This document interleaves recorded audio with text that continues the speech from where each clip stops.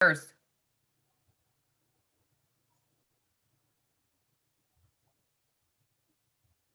Hi, everybody. I'm Katie Dykstra. I'm the VP of the Northwestern Human Resources Council, and I'm here today with two of my colleagues to talk about how you can network to find your next gig. And so, again, my name's Katie. I've been in the HR industry for about 15 years and specialize in general HR. So I'll be talking to you about networking and how to prep for your interview. Kina? Hi, everyone. My name is Kina Thaxton, and I am the Communication and Technology Lead with the NHRC. Today, I will be discussing LinkedIn. I have been in the HR space for about 15 years and specialize in learning and development. Becky? Thank you, Kina. My name is Becky Petrello, and I am an HR business partner at Fusion Risk Management. I have been in the HR field for about 15 years, recently elected to the board of the NHRC as a co-programs director, and today I will be providing resume tips and tricks. So Becky, we're going to have you kick us off. All right, so some tips when updating your resume for your job search. Definitely make sure that you have your contact information correct and up to date on your resume. Always make sure your location is listed, your phone number, correct email address, your LinkedIn profile link as well. This will make it easy for the person to find your information, not only on LinkedIn, but also in regards to contacting you directly. In regards to the look of your resume, keep it easy to read.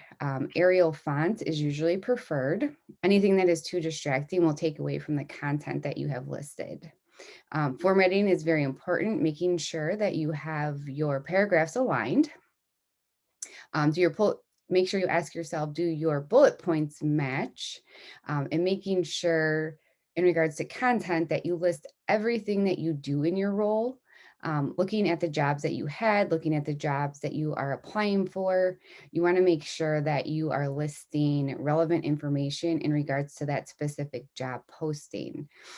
You want to make sure that you write sentences on your resume, list your accomplishments versus just bullet points. When it comes to skill sets, those can be discussed further within the interview process, but listing out your accomplishments and what you were able to achieve in your current role or your last role is very important. Should you add color or should you not add color to your resume? That's definitely a personal decision. It could be distracting, so that if you do decide to add color, I would suggest keeping it minimal. If you'd like to add your photo to the top of the resume, again, a personal choice. I would make sure that's a professional headshot. Hopefully not a selfie you took at the beach. In regards to length, if your resume is longer than 2 pages, you should work to cut that down to a page or two and make sure that you're adding the most impactful and important content when it comes to your resume. Cover letters, I know a lot of people are on the fence if they should use a cover letter or not use a cover letter. Again, a personal decision. It also depends on the interview process or the application process and what that company is looking for. So you can either use a cover letter with your resume if you have a story to tell. Maybe you're coming back to the workforce, maybe you're changing careers altogether. A cover letter in those situations would definitely be important. There's also an option on LinkedIn to use a video cover letter versus a written cover letter. Again, a personal choice, but something I would definitely look into. Good luck on your next resume creation and let us know if you have any questions or concerns.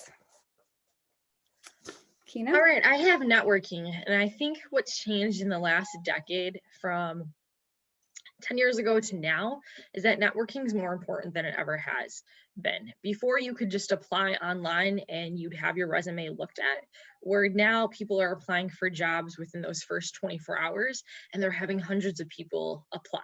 So to really stand out, you want to find people in your network or be part of networks that can help you find for your next place that you want to work at.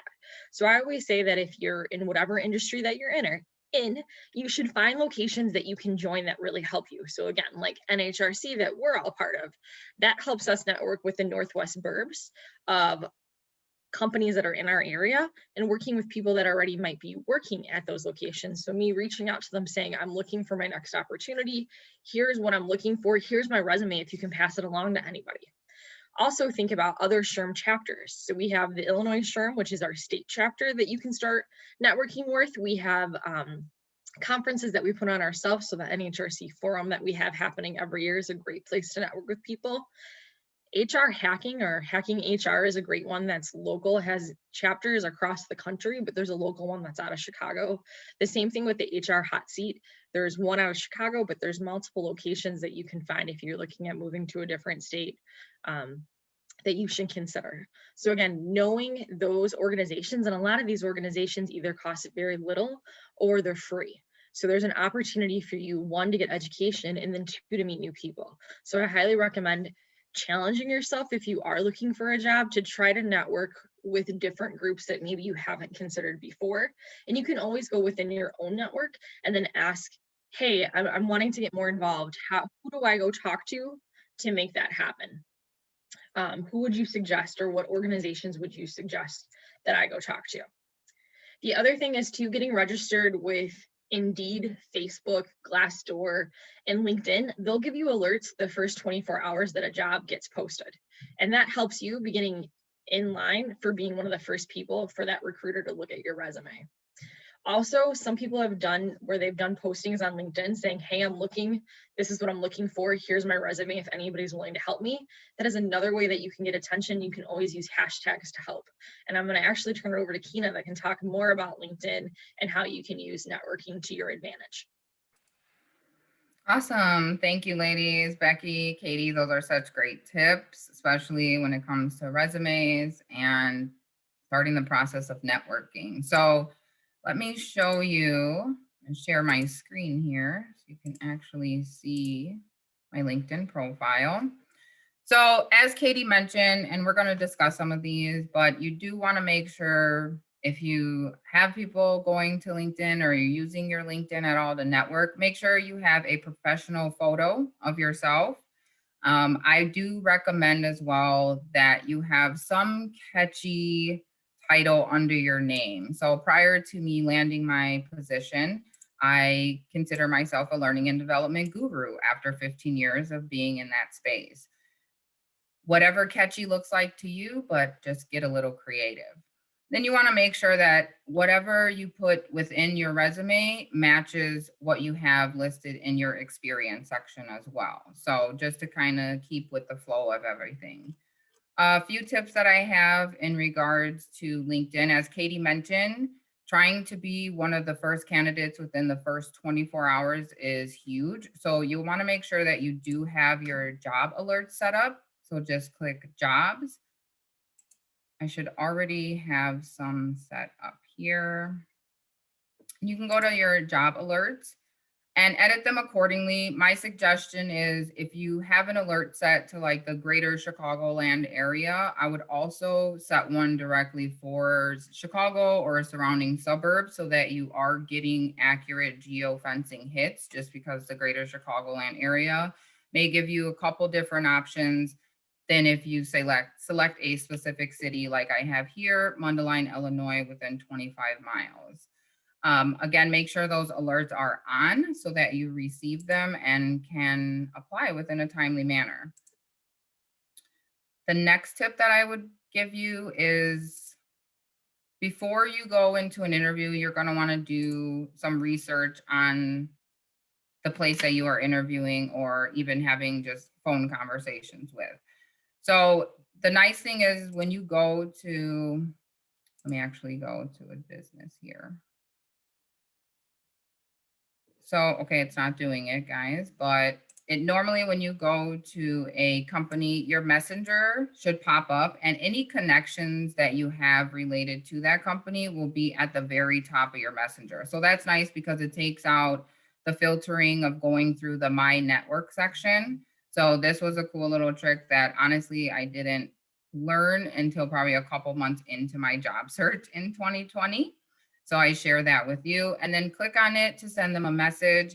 As mentioned before, you can attach your resume to the message and ask them to give you a referral. If I'm not mistaken, on the mobile app, you can also send a voice clip via LinkedIn in Messenger. And that is all the tips that I have for you. So I'm going to pass it back over to Katie. All right, so once you land the interview, you need to prep for it. It's just really important. It's just like you do anything else. If you want to become an expert in it, you got to work on it. And so I always, for the last decade, created a Word document that really breaks down the accomplishments that I've had. And the reason why behind it is your mind can only remember 3 months of what's taken place. So like the last 3 months is all you can remember when it comes to your accomplishments. So if someone's asking you what you did 5 years ago, most likely you're not going to remember all those details. But if you start creating a Word document every year, writing some of those successes down, I always think performance management's a good time, because during that time you're talking to your manager about all the successes that you've had throughout the year. Take those successes and put them on a Word document. So then with every organization that you worked at, you have the bullet points about things that you've accomplished, how you accomplished it. Because again, when you're in an interview, you're telling a story about you and you want to make impact on that. And sometimes it's hard to remember things that occurred a while ago. So again, I suggest, if you haven't done it, and even if you're not looking for a job right now, start that Word document and then have bullets about some of the stuff that you've done. Because some of the skill set that you used 6 years ago might come into play with the new job that you're applying for. So that would be my first suggestion. I also try to relate to competencies. So again, because I'm in HR, I focus on SHRM competencies. So I have my resume match up to that. I also have my storytelling about the things that I've accomplished based on the SHRM competencies, so people know that I'm capable of doing the job. If you're looking for a management job, then I would say focus on management competencies as you're looking at telling people about yourself in the interview. Again, practice makes perfect. I talk to myself in the car, I talk to myself in the mirror as I'm telling my story or my success. And when you tell your story, you got to make sure that it's got a beginning, a middle, and an end. And with your end is the success. It's showing that the data, the measure that shows you had the outcome that you wanted and you created that by doing X, Y, and Z. If you miss those points, that's what we hear from people that interview, is that, well, they told me this story about themselves, but they didn't necessarily tell me the success that they had. They didn't tell me a metric or a piece of data to say, this is why it's successful and here's the impact that I had because I increased by 30% by doing this. So again, keep that in mind. Ask questions. So after they interview you and you go over everything, they always ask, do you have any questions? You should start investigating the place that you're working for. I swear I've talked to people, and including myself, where we've all jumped for an organization where we thought we knew everything about them and we were super excited. And then within the first month, we realized, man, I'm not the right fit for this place. And we could have figured that out during the interview process, because as much as they want us, we have to make sure that we want them. I call it like online dating, right? Where you got to make sure that we mesh together. So again, thinking about questions that can help you uncover if this is a great place for you or not. So I always ask questions that relate to the culture. If it's someone that would be a peer of mine, I would say, hey, what's something that you love about the culture, and where do you see an opportunity for improvement? And that gives me a nugget to dig in further. If I'm interviewing with someone that reports to my potential manager, I might ask, what kind of leader are they? How do they lead? That helps me figure out why I get along with my manager, and does my style work with their style? You can ask all kinds of questions. If you want to go from the business aspect, what do you expect this person to accomplish in the first 90 days for it to be success for the business? Getting those nuggets all paint a picture for you so that you will feel more comfortable when they ask you, do you want this job? Here's the offer. And again, you want to write a thank you at the end of these interviews, and you usually want to do it within the first 24 hours. There are some creative ways that you can do that. One, you can use any video system to record a video and send it thanking the person, so it's more personalized. So again, you can take Zoom and create a recording and thanking them, and also add a personal piece to it. So thanks so much for talking to me about your BRG groups, because I'm excited to get involved with the women's group based on the information that you told me. It sounds like an exciting opportunity, and it sounds like somewhere where I can feel like I'm part of a community. Adding that little extra piece of saying how you want to be part of the organization and how you can see yourself there helps. And it shows that you are paying attention to it. If you're not feeling comfortable and you don't want to do a Zoom recording, you can go on LinkedIn, like Kina was saying earlier, and you can do a voice recording. So you can voice record a direct message to that person thanking them, and they can hear your excitement in that voice recording instead of you just typing up a bland email. So again, figure out ways to get creative and stand out compared to others, because you have to understand, with the market being so saturated right now, there are hundreds of people applying for jobs right now, and you need to stand out in that top 1%. So how do you do that? By being creative and thinking outside the box. All those pieces that we covered with you today really helps you stand out more. If you need more specific information, feel free to check the NHRC out. We have opportunities for mentors. We have opportunities to help you with looking at your resume. We do resume review. So there's a lot of opportunity out there that the NHRC can provide, or you can reach out to us directly on LinkedIn, either Becky, Kina, or myself. But thank you again for your time today. We greatly appreciate it.